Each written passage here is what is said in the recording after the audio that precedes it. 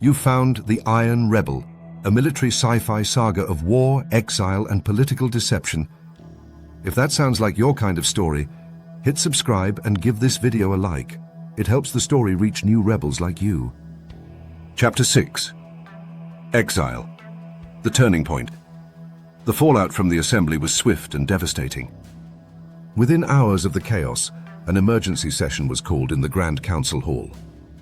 The ornate chamber, usually the stage for calculated debate and restrained discourse, now seethed with tension.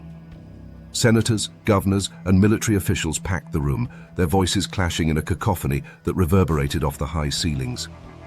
Outside, the public's fury swelled to a fever pitch, with protests erupting on nearly every inhabited planet in the Confederation. The Council's decision would not just shape the fate of General Marcius Kane, it would define the future of the Confederation itself.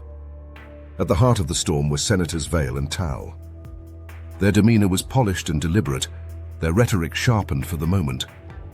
As the session began, Vale stood with an air of authority, his every move calculated to command attention. "Members of the Council," Vale began, his voice measured but resolute. "We find ourselves at a crossroads.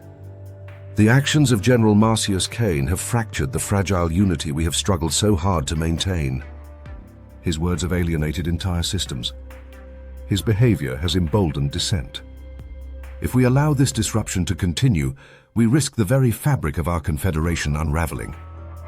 I motion that this council strip General Kane of his rank and exile him from the Confederation."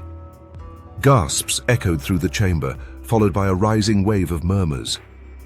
The proposal was bold, some might say ruthless, and it left many in the room stunned. Even those who had been critical of Marcius balked at the severity of the motion. Senator Tullis Greve was the first to rise in opposition. His face was stern, his voice steady but laced with indignation. "Senator Vale, this motion is not just extreme, it is reckless. General Kane has given everything to this Confederation. He has bled for it. He has led us through trials that would have broken lesser men. Are we so quick to discard his sacrifices?" Vale's expression tightened, his tone clipped as he replied. "Sacrifices, Senator Greve, do not absolve one of accountability. In fact, they demand a higher standard. General Kane has proven himself incapable of uniting this Confederation. To allow him to remain in his position is to invite further chaos." Senator Ceres Tal rose, her fiery tone cutting through the rising tension. "The people of the Outer Rings demand justice.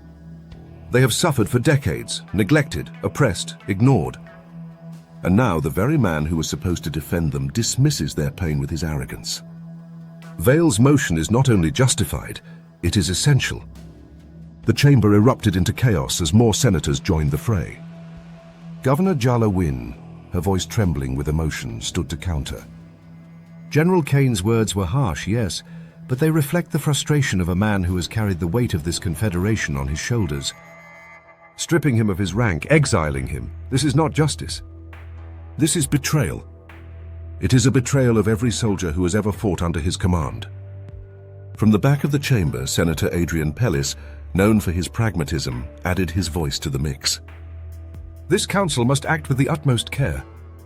The Confederation is on the brink of fracture.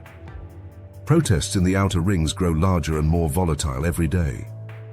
If we do not take decisive action, we may lose control of the situation entirely." As the debate raged on, Valara Kane watched from the gallery above, her piercing gaze sweeping the chamber.